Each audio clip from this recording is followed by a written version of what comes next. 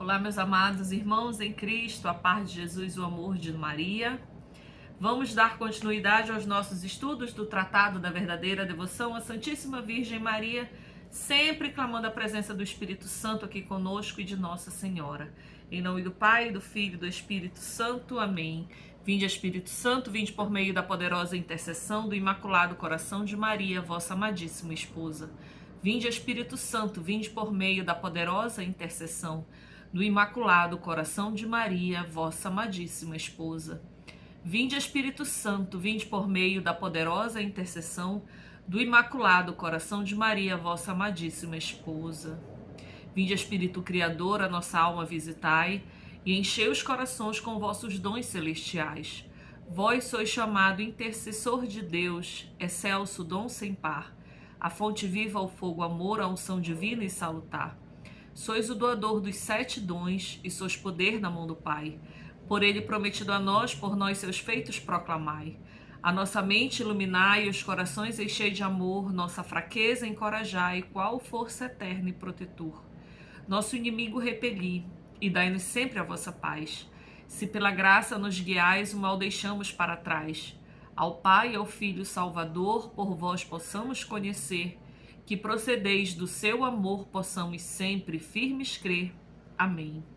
Ave do mar estrela, bendita Mãe de Deus, fecunda e sempre virgem, portal feliz do céu, ouvindo aquele ave do anjo Gabriel, mudando de Eva o nome, trazei-nos paz do céu. Ao cego iluminai e ao réu livrai também, de todo mal guardai-nos e dai-nos todo bem. Mostrai ser nossa mãe, levando a nossa voz a quem por nós nascido dignou-se vir de vós. Suave mais que todas, ó Virgem sem igual, fazei-nos mansos puros, guardai-nos contra o mal. Ó dai-nos vida pura e guiai-nos para a luz, e um dia ao vosso lado possamos ver Jesus. Louvor a Deus Pai e ao Filho sumo bem, com o seu divino Espírito, agora e para sempre. Amém. Em nome do Pai, do Filho e do Espírito Santo. Amém. Vamos continuar os nossos estudos a partir do artigo 3º, verso 78. Devemos esvaziar-nos do que há de mal em nós, que é a terceira verdade, né? As nossas melhores ações são ordinariamente manchadas e corrompidas pelo mal fundo que há em nós. Então, esse verso aqui, ele vem muito lembrar aquela meditação que nós lemos lá no nosso primeiro encontro, que o nosso corpo, ele briga com o nosso espírito. E a gente lê lá em Gálatas. O nosso corpo o tempo todo está brigando com o nosso espírito. O nosso espírito, ele quer tudo que é de Deus, né? Ele anseia por Deus, ele quer Deus. E o nosso corpo, ele quer as coisas fáceis do mundo, ele quer os prazeres do mundo. Então, o tempo todo, a nossa carne e o nosso espírito, eles estão em conflito. O espírito busca a Deus e a gente acaba fazendo, muitas vezes, aquilo que a gente não quer e deixa de fazer aquilo que nós gostaríamos. E a terceira verdade é essa: as nossas melhores ações são ordinariamente manchadas e corrompidas pelo mal fundo que há em nós, justamente fruto do pecado original de Adão e Eva. Quando se deita água límpida e clara numa vasilha que não tem bom cheiro, ou vinho numa pipa, cujo interior está azedado por outro vinho que teve anteriormente, a água clara e o vinho bom ficam estragados e ganham facilmente o mau cheiro. Do mesmo modo, quando Deus infunde em nossa alma, corrompida pelo pecado original e atual, as suas graças e orvalhos celestes ou vinho delicioso do seu amor, assim também os seus dons são ordinariamente manchados e estragados pelo mau fermento e mal fundo que o pecado deixou em nós. Os nossos atos, mesmo as virtudes mais sublimes, disso se ressentem. É, pois, da mais alta importância para adquirir a perfeição, que só se alcança pela união com Jesus Cristo, esvaziarmos-nos do que há de mal em nós. Doutra forma, nosso Senhor, que é infinitamente puro e que odeia infinitamente a menor mancha que vê na alma, afasta-nos-á dos seus olhos e não se unirá a nós. Jesus Cristo, ele não quer fazer morada. Não tem como Jesus Cristo, com os seus dons, com a sua graça, com a sua glória, com a sua perfeição, não pode fazer morada no pecado. E se Jesus Cristo não pode fazer morada no pecado, como é que nós podemos nos unir inteiramente a Ele, servi-lo como escravos de amor, se estamos vivendo manchados pelo pecado? Por isso, quando nós encerramos lá o capítulo 1, que nós encerramos aqueles versos de 55 a 59, e eu pedi que nós fizéssemos um exame de consciência, é exatamente por isso aqui, né? Porque Jesus Cristo é nosso Senhor, que é infinitamente puro e que odeia infinitamente a menor mancha que vê na alma, afasta-nos de seus olhos e não se unirá a nós. Nós devemos o tempo todo estar repudiando o nosso pecado, pedindo perdão a Deus pelas faltas que cometemos contra Ele, estarmos sempre unidos ao sacramento do perdão, ao sacramento da cura, que é o sacramento da confissão. Parar com essa besteira de pensar, mas o padre é pecador, eu não vou me confessar com alguém que peca tanto quanto eu. Para com essa mentalidade. Jesus nos deixou o sacramento da reconciliação.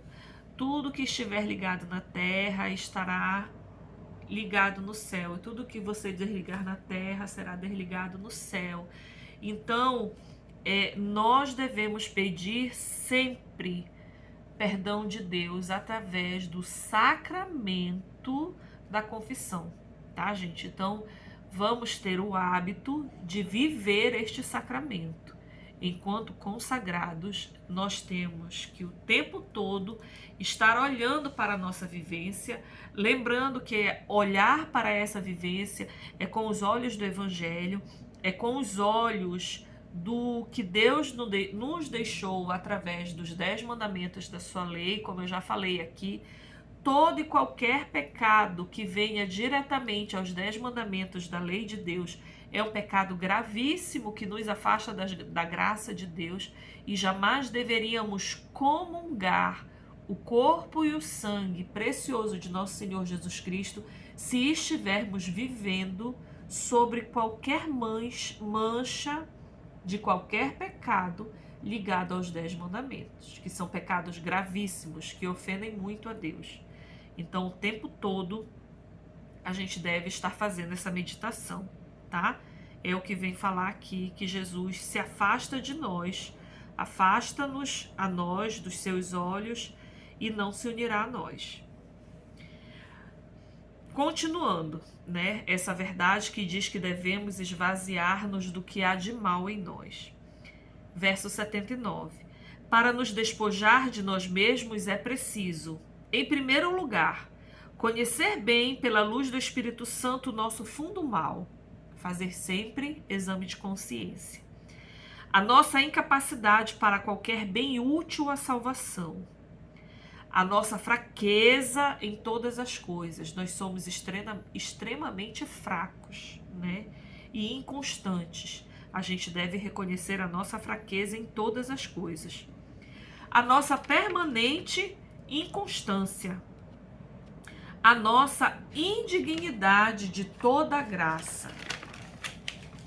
A nossa iniquidade em toda parte. O pecado dos nossos primeiros pais, ou seja, Adão e Eva, arruinou a todos nós quase por completo. Azedou-nos, corrompeu-nos e fez-nos inchar como o fermento faz a massa que é lançado. Isso aqui a gente tem que ter pleno conhecimento, tá, gente? E é bom que a gente marque e nunca mais esqueça, que é uma verdade de fé. O pecado dos nossos primeiros pais, marca aí, o pecado dos nossos primeiros pais arruinou a todos nós quase que por completo, azedou-nos, corrompeu-nos, fez-nos inchar como o fermento faz a massa que é lançado. Os pecados atuais que cometemos, quer mortais. Quais são os pecados mortais? Aqueles que vão diretamente contra os 10 mandamentos, por livre e espontânea vontade. Por pleno conhecimento, eu faço, eu sei que eu estou fazendo e eu continuo fazendo mesmo sabendo que é errado. Ah, mas o fulano falou que hoje em dia não é mais assim. E a palavra de Deus muda? Quer dizer que o que Deus falou antes hoje não vale mais? Ah, Deus mudou de opinião. O fulano tá certo e Deus mudou de opinião. Preste atenção em quem você está seguindo e acreditando, tá? Deus é Deus e Deus não muda. O que era pecado quando ele nos deu as tábuas da lei, os 10 mandamentos, continua sendo pecado hoje e vai ser para sempre, até o fim dos tempos. Preste muita atenção. Os pecados atuais que cometemos, quer mortais, que são esses que eu estou falando, quer veniais, o que são os pecados veniais? Aqueles pecados que a gente vai cometer no nosso dia a dia. Uma irritação, né? Uma pequena mentira que não fere ninguém, não vai prejudicar a vida de ninguém, né? A honra de ninguém. São os pecados cometidos habitualmente no nosso dia a dia, né?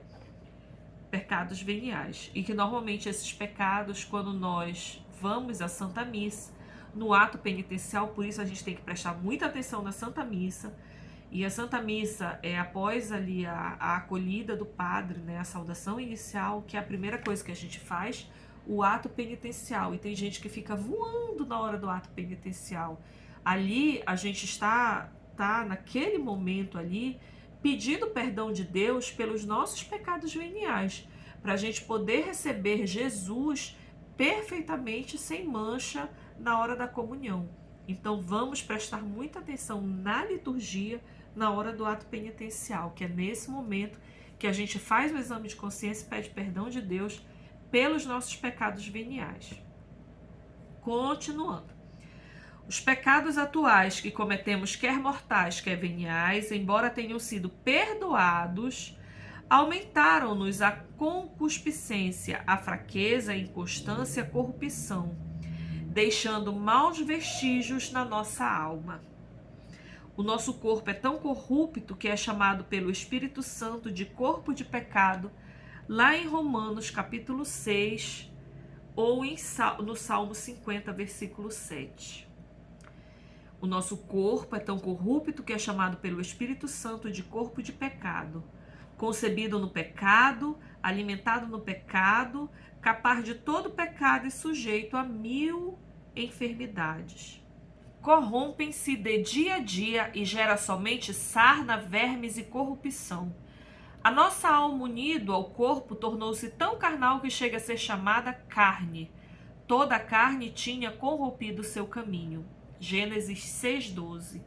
A nossa única herança é o orgulho e a cegueira de espírito, o endurecimento do coração, a fraqueza e a inconstância da alma, a concupiscência.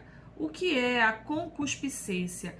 A concupiscência é o desejo intenso e pecaminoso que se opõe à vontade de Deus. É frequentemente associada à cobiça, à luxúria e ao desejo carnal, tá? A concupiscência, a revolta das paixões e as doenças do corpo. Somos naturalmente mais orgulhosos que os pavões, mais apegados à terra que os sapos, piores que os bodes, mais invejosos que a serpente, mais gulosos que os porcos, mais coléricos que os tigres e mais preguiçosos que as tartarugas, mais fracos que caniços e mais inconstantes que os cataventos. De nosso, só temos o nada e o pecado, e só merecemos a ira de Deus e o inferno eterno. Vamos marcar essa frase. De nosso, só temos o nada e o pecado, e só merecemos a ira de Deus e o inferno eterno. Verso 80. Depois disto, será para admirar que nosso Senhor tenha dito que quem o quisesse seguir deveria renunciar a si mesmo e odiar a sua própria alma? E a gente lê isso lá em Mateus 16. Que aquele que amasse a sua alma perderia e que o que a odiasse a salvaria? Em João. Esta sabedoria infinita que não impõe mandamentos sem razão, não nos manda odiarmos-nos a nós mesmos, senão porque somos sumamente dignos de ódio. Não há tão digno de amor como Deus e nada tão digno de ódio como nós. Verso 81. Em segundo lugar, para nos despojar-nos de nós mesmos, é preciso morrer todos os dias. Isto quer dizer que é preciso renunciar às operações das potências da nossa alma e dos sentidos do nosso corpo, ou seja, temos de ver como se não víssemos, de ouvir como se não ouvíssemos, de nos servir das coisas deste mundo como se dela não nos servíssemos. 1 Coríntios. É a isto que São Paulo chama de morrer todos os dias, lá em 1 Coríntios, capítulo 15. Se o grão de trigo cai à terra e não morre, permanece só e não produz frutos. João capítulo 12. Se não morrermos para nós mesmos, se as nossas devoções mais santas não nos levam a esta morte necessária e fecunda, não daremos frutos que valha. Vamos marcar porque isso é importante. Se não morrermos para nós mesmos, se as nossas devoções mais santas, a nossa consagração que nós queremos fazer, se as nossas devoções mais santas não nos levam a essa morte necessária e fecunda, que é a morte do nosso querer, né, do nosso querer terreno, da concupiscência, né, das nossas paixões, das nossas doenças da carne, não nos leva a esta morte necessária e fecunda, não daremos frutos que valha. Não daremos frutos que valha. Continua. Porque então as nossas devoções tornar-se-ão inúteis. Do que vale? Do que vale eu querer ser um escravo de amor? Do que vale eu querer ser um consagrado? Se eu continuo tendo a mesma vida do que eu tinha antes de me consagrar? Do que vale? Se eu continuo do mesmo jeito, se eu não mudei nada, se minha vivência é a mesma, se eu continuo tendo os mesmos prazeres carnais, a mesma vida errada que eu tinha antes, se eu não faço exames de consciência, do que vale esta consagração se eu não mudei de vida? Para Jesus não está valendo de nada. Continuando. Porque então as nossas devoções tornar-se-ão inúteis. Todas as nossas boas obras serão manchadas pelo amor próprio e pela nossa própria vontade, o que fará com que Deus abomine os maiores sacrifícios e as melhores ações que possamos fazer.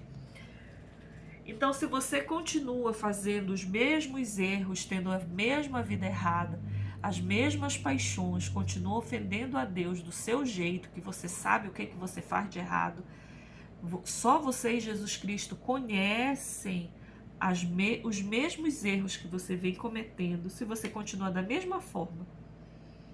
De antes, quando não era consagrado, agora que você é consagrado, você pode fazer os maiores sacrifícios, estou marcando aqui, e as melhores ações que possamos fazer, Deus vai abominar. O que fará com que Deus abomine os maiores sacrifícios e as melhores ações que possamos fazer, se continuarmos do mesmo jeito e não mudarmos de vida? E nesse caso, encontrarmos-nos de mãos vazias de virtudes e méritos na hora da nossa morte. Não teremos sequer uma centelha do puro amor. Meu Deus! Que perigo você achar que fez muita coisa, que viveu uma vida devotada a Deus, só que tendo uma vida errada, mas fazendo grandes sacrifícios e boas obras. Ah, mas ele é tão bom, né? Ele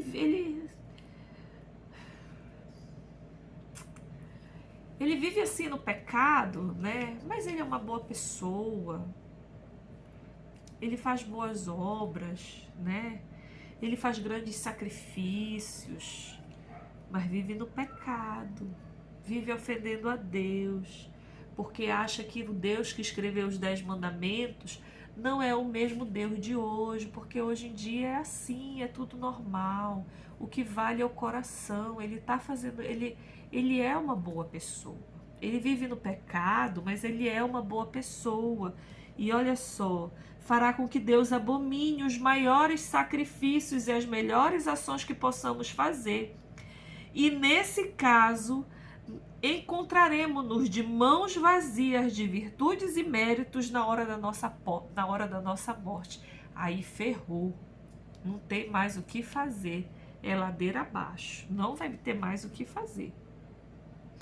Pois este só é dado às almas mortas para si mesmo e cuja vida está oculta em Jesus Cristo, em Deus.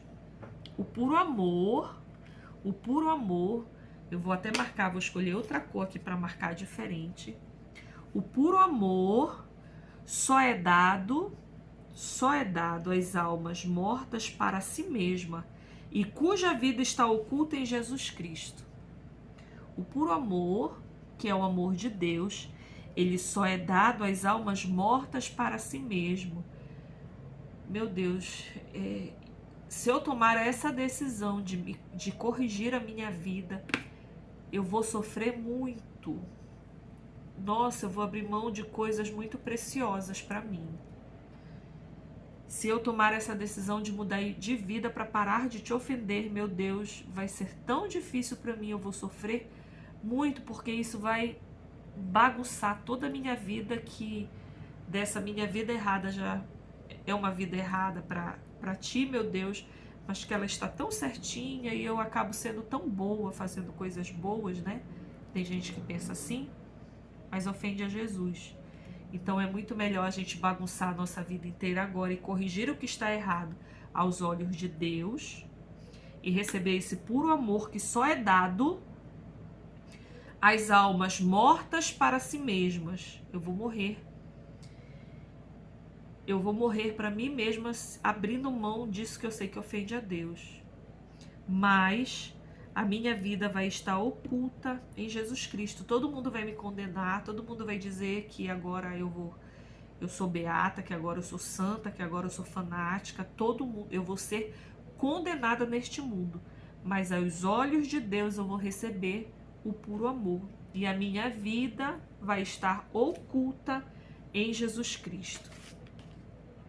Para encerrar o verso 82, em terceiro lugar, é preciso escolher entre todas as devoções a Santíssima Virgem, aquela que nos leva mais a esta morte para nós próprios. Continua marcando, gente, que é importante.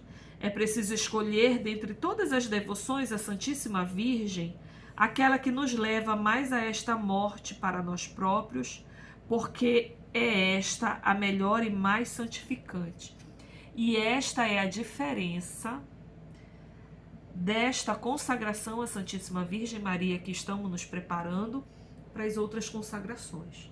Por isso essa consagração é diferenciada, porque ela nos faz abrir mão de tudo que é melhor, que nós achamos que é melhor para nós, para a nossa própria morte, para os nossos próprios prazeres, para dar mais glória a Jesus Cristo. Não se julgue de fato que tudo que brilha é ouro, que tudo que é doce é mel, que tudo que é fácil e praticado pela maior parte das pessoas é o mais santificante. Não se julgue de fato que tudo que brilha é ouro, que tudo que é doce é mel, que tudo que é fácil e praticado pela maior parte das pessoas é mais santificante. Vou ter que marcar, porque isso é uma verdade que muitas vezes nós esquecemos. Na natureza, segredos para fazer operações naturais em pouco tempo, econômica e facilmente. Na ordem da graça, existem também segredos para fazer operações sobrenaturais em pouco tempo, suavemente e facilmente, tais como, na ordem da graça, despojar-se de si mesmo, encher-se de Deus e tornar-se perfeito. Então, na ordem da natureza, natural das coisas, podemos fazer em pouco tempo, né, operações naturais de economia, econômica e facilmente. Mas na ordem da graça existem também segredos para fazer operações sobrenaturais em pouco tempo, suave e facilmente, tais como despojar-se de si mesmo e encher-se de Deus e tornar-se perfeito.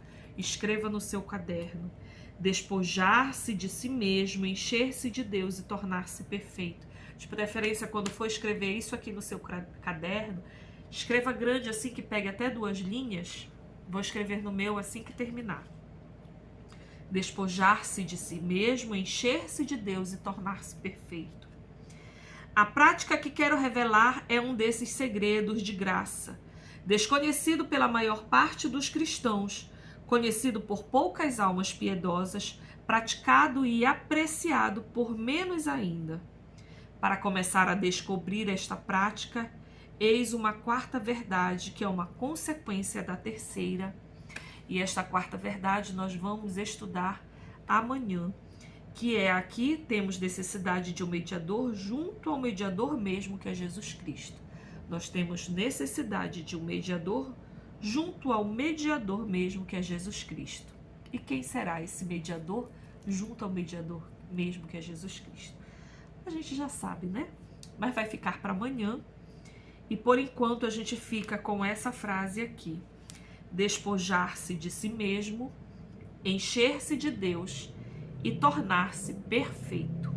Louvado seja nosso Senhor Jesus Cristo, para sempre seja louvado, e a nossa querida Mãe Maria Santíssima.